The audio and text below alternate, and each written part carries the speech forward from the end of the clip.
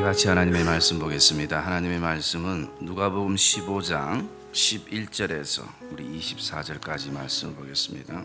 또 이르시되 어떤 사람에게 두 아들이 있는데 그 둘째가 아버지에게 말하되 아버지여 지산 중에서 내게 돌아올 분깃을 내게 주소서 하는지라.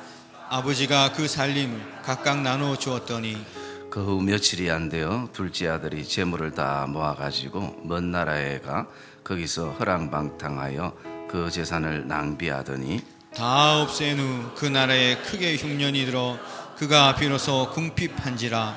가서 그 나라 백성 중 한 사람에게 붙어 사니 그가 그를 들로 보내어 돼지를 치게 하였는데 그가 돼지 먹는 지엽 열매로 배를 채우고자 하되 주는 자가 없는지라. 이에 스스로 돌이켜 내 아버지에게는 양식이 풍족한 품꾼이 얼마나 많은가 나는 여기서 줄여 죽는구나. 내가 일어나 아버지께 가서 이르기를 아버지 내가 하늘과 아버지께 죄를 지었사오니 지금부터는 아버지의 아들이라 일컬음을 당하지 못하겠나이다. 나를 품꾼의 하나로 보소서 하리라 하고 이에 일어나서 아버지께로 돌아가니라.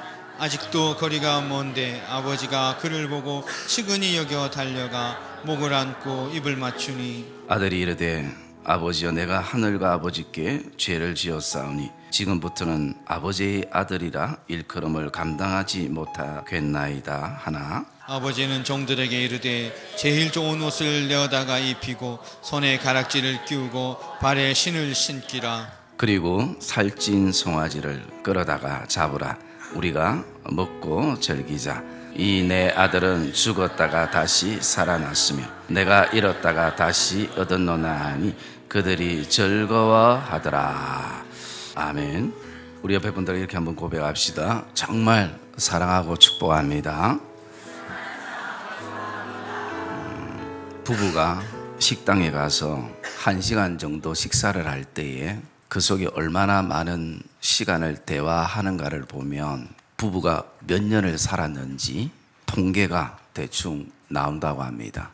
여러분들은 남편과 아내가 식사를 1시간 정도 하면 얼마만큼의 대화를 나누는지 한번 이렇게 생각을 해보면서 20대는 식사 시간 1시간 가운데 1시간 내내 떠든답니다. 서로 같이 제잘제잘 거리면서.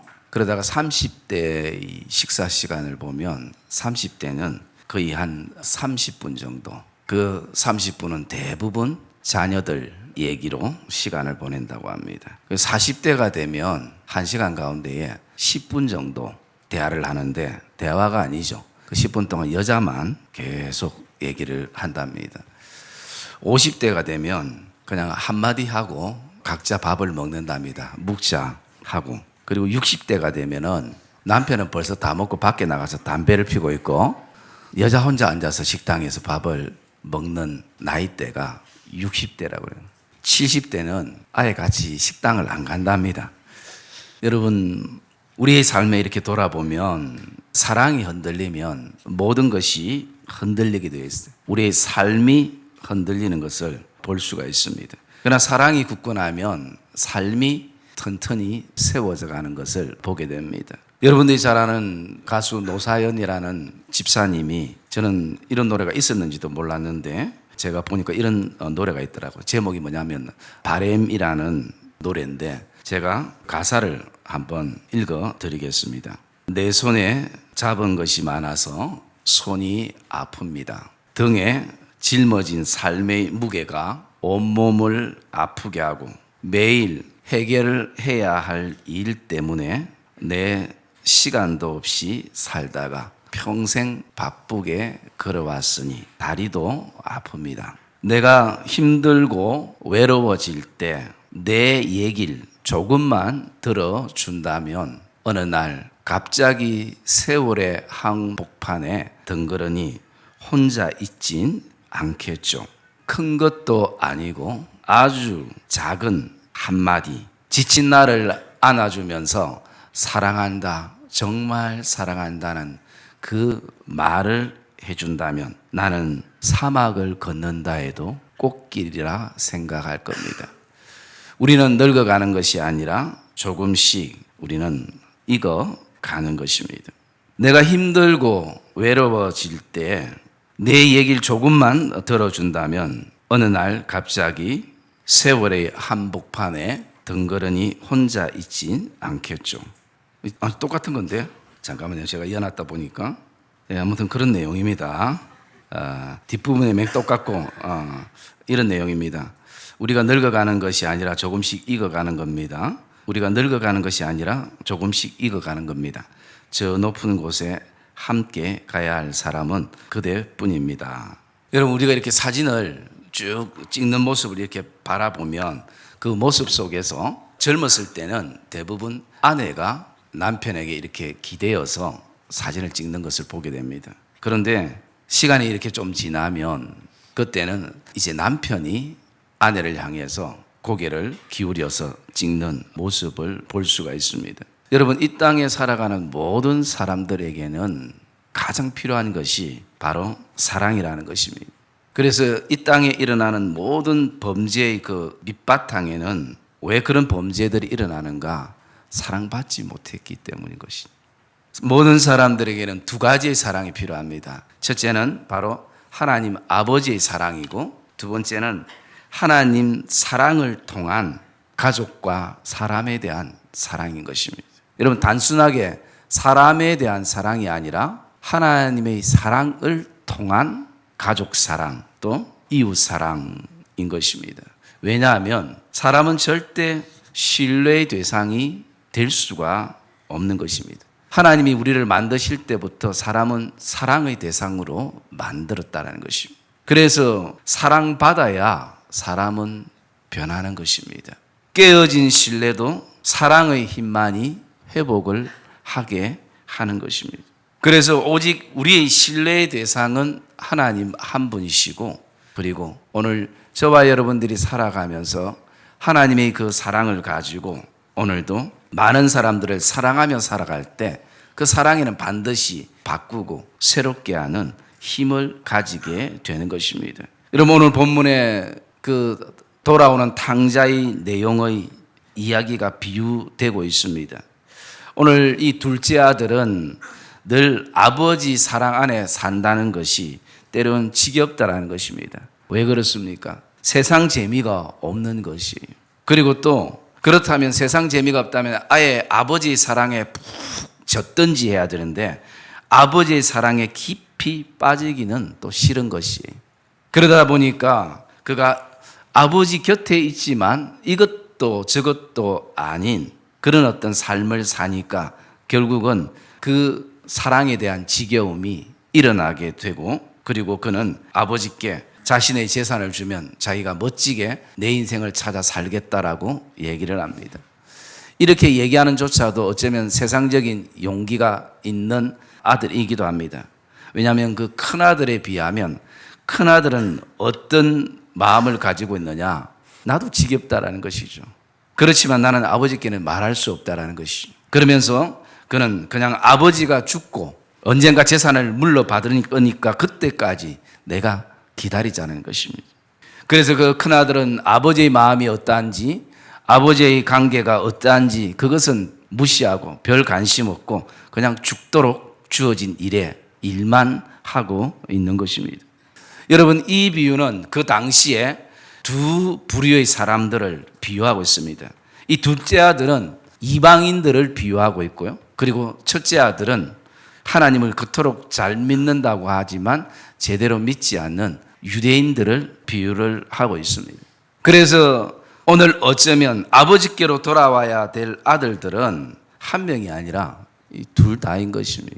세상 재미가 없다고 세상 재미를 찾아서 찾아가는 첫째 아들이나 아무 감각 없이 아버지 곁에서 아버지 재산만 생각하면서 그냥 일만 하고 있는 그 아들, 둘 다 아버지께로 돌아와야 하고, 오늘의 그 이 주인공은 큰 아들도 아니고 작은 아들도 아니고 바로 이 비유의 주인공은 아버지인 것입니다. 특별히 아버지의 사랑, 그것을 우리에게 말씀해 주고 있습니다.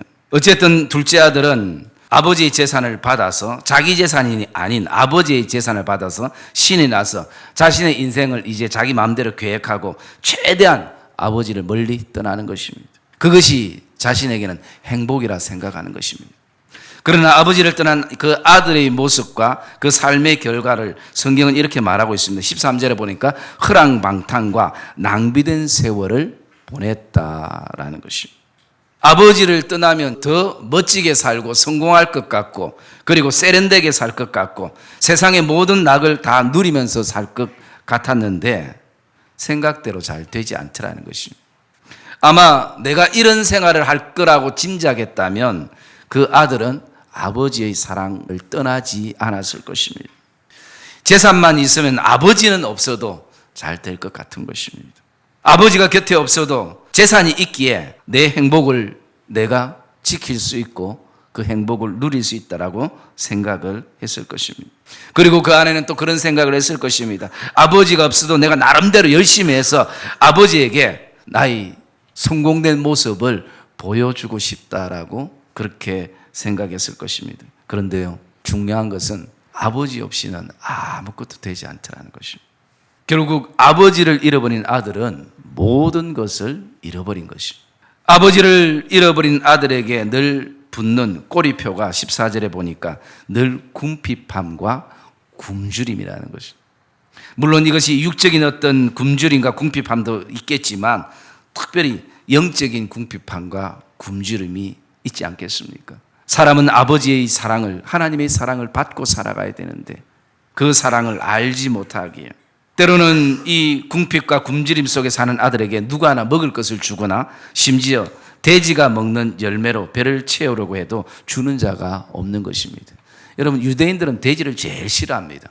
그리고 돼지 치는 일을 제일 싫어하는 것입니다. 그런데 그가 돼지 치는 일을 직업으로 구했다는 것은 비참한 것이 뿐만 아니라 그는 돼지가 먹는 그 지엽 열매를 자신이 채우려고 해도 그것조차, 돼지가 먹는 것조차도 그가 얻지 못하는 그런 삶을 살고 있는 것입니다. 내가 뭔가 있을 때는 참 많은 사람들이 나를 필요로 했습니다. 이 사람도 나를 필요로 하고 저 사람도 나를 필요로 하고, 그러나 어느 순간 내 재산이 떨어지고 그리고 내 인생의 그 바구니 안에 아무것도 없게 되니까 이제는 하나씩 하나씩 다 나를 떠나버리고 마는 것입니다. 내가 그토록 잘해줬던 사람들도 등을 돌리고 나가는 것입니다. 자신은 오늘도 자기를 향해서 떠나는 사람들을 바라보면서 평생 결코 자신을 떠나지 않고 모든 것을 나에게 늘 풍족히 주셨던 아버지를 떠올리게 되는 것입니다. 그래서 17절의 말씀에 보면 그는 스스로 돌이켜 결단하고 아버지께로 돌아가기로 그가 결단합니다. 18절의 말씀에 보면 아버지여 내가 하늘과 아버지께 죄를 지었사오니 라고 자신이 오늘 세상의 어떤 죄 속에서 살아가면서 그 세상의 죄가 묻은 것도 죄지만 가장 큰 죄가 떠나지 말아야 될 아버지를 떠났다라는 것입니다. 아들은 아버지를 떠난 자체가 죄인임을 고백을 합니다. 내가 없어도 아버지는 정말 답답해 하시지 않을 것인데 나를 왜 아들로 두셨는지 그 아버지의 사랑에 대해서 그가 생각하기 시작합니다. 그리고 나아가서 한 번도 지금껏 아버지의 품에 있으면서 아버지의 사랑 안에 있으면서 감사하다고 고맙다고 표현하지 못하고 늘 당연하게 여겼을 뿐만 아니라 때로는 지겹다라고 생각했던 지난 삶이 굉장히 부끄러울 수밖에 없는 것입니다. 아버지의 사랑을 받으면서도 인간적인 만족감 없이 늘 내 안에 불평과 원망하며 살았던 지난 삶을 내가 어떻게 정리하고 지울 것인가? 눈물이 앞서는 것입니다. 아들은 이제 세상에서 가정으로 아버지의 품으로 돌아가기로 결정합니다. 이미 아버지의 재산을 다 탕진한 내 손에 아무것도 없는 가운데 그는 돌아가기로 생각합니다. 그런데 그 안에 고민이 생깁니다. 내가 이렇게 초라한 모습으로, 궁핍한 모습으로 아버지의 모든 재산을 탕진한 나를 아버지가 받아주실까 하는 것입니다. 그 고민 끝에 그는 이런 결정을 합니다. 내가 아들이 아니라도 아버지 그 집의 품꾼으로, 일꾼으로 나를 사용해 주신다면 그것만으로도 내가 감사하겠다라는 마음을 가지고 가는 것입니다. 그 발걸음이 무겁고 잘 떨어지지 않습니다. 아직도 거리가 먼데 저 멀리서 바라보니까 사랑하는 아버지가 그 아들을 기다리고 있는 것입니다. 그 아들을 향해서 아버지는 단숨에 달려와서 그를 측은히 여기며 그의 목을 안고 입을 맞추며 아들을 아버지의 넉넉한 가슴에 품어 주시는 것입니다. 아버지의 사랑 안에 아들이 들어갑니다. 아버지는 내가 나누어준 재산 다 어떻게 했냐라고 묻지 않습니다. 때로는 그 아버지가 내가 이럴 줄 알았다고 그렇게 비난하지도 않습니다. 때로는 화가 풀리도록 때려야 할 그 뺨에 입을 맞추시며 내 아들이 죽었다가 다시 살아왔노라라며 아버지는 아들 자체를 바라볼 때마다 행복해 하시는 것입니다. 지금까지 세상에 가장 더럽고 그리고 추악하고 악하고 그리고 먹지 말아야 될 것들을 먹었던 그 입술에 아버지는 입을 맞추시는 분이 아버지였습니다. 남들은 더럽고 추하고 그리고 남들은 그 근처 가지 않던 그 아들이 꺼친 손을 잡아 주시면서 아버지는 그 손에다가 반지를 끼우고 아버지의 사랑의 신을 신겨 주셨습니다. 아버지는 아들이 아버지를 떠나 있는 시간들을 죽었다라고 표현을 하고 있습니다. 어쩌면 정확한 표현일 것입니다. 여러분, 우리가 기억해야 될 것은 아버지를 떠나서는 살아도 산 것이 아닌 것입니다. 아무리 내가 성공대로를 달리고 있어도 많은 사람들이 나의 인생을 향해서 박수를 치고 있어도 성공이 아닌 것입니다. 내가 살아있다는 것은, 내가 정말 숨쉬고 있다는 것은 아버지의 사랑 안에 있기 때문인 것입니다. 어쩌면 탕진한 아버지의 재산이 다시 복구될 때까지 아들을 품꾼으로 사용해도 아들은 사실 아무 말을 할 수가 없는 것입니다. 그러나 아버지는 그 아들을 절대 품꾼으로 쓰지 않으신다는 것입니다. 우리가 기억해야 될 것은 아버지의 품을 떠나게 되면 우리는 반드시 죄의 종노릇을 하게 되는 것입니다. 아들의 신분으로 죄의 종노릇을 하는 것은 어쩌면 아버지의 자존감을 상하게 하는 것입니다. 때로는 저와 여러분의 삶 안에 일 때문에, 사람 때문에, 또 어떤 내 안에 영육의 시험이 와서 때로는 내가 하나님만 믿으면 모든 길이 다 열려질 것 같고 하나님만 믿으면 다 형통할 것 같고 잘 될 것 같아서 참 내 나름대로 열심히 신앙 생활했는데 삶의 결과가 너무 나에게 주어지는 것이 실망스러워서 우리는 때로는 아버지를 떠나고 싶은 충동이 우리 안에 들 때도 있습니다. 그러나 우리가 꼭 기억해야 될 것은요, 우리 진정한 행복의 가치는 아버지의 사랑 안에 머물 때인 것을 저와 여러분들이 기억하시기를 주님의 이름으로 축복합니다. 오늘 우리가 아버지의 그 사랑 안에 우리가 살아가면서 그 사랑의 깊이를 알아가면 알아갈수록 우리는 그 아버지를 통해서 누리는 것이 진짜 누리는 것임을 우리가 깨닫게 되고 알게 되는 것입니다. 여러분, 이 땅에 그 어떤 것도 하나님 아버지의 사랑에서 우리를 끊을 것이 없는 것입니다. 아버지의 사랑 안에서 가족과 믿음의 공동체, 그 사랑 안에서 저와 여러분들이 살아가는 이 행복한 5월이 되시기를 주님의 이름으로 축복합니다.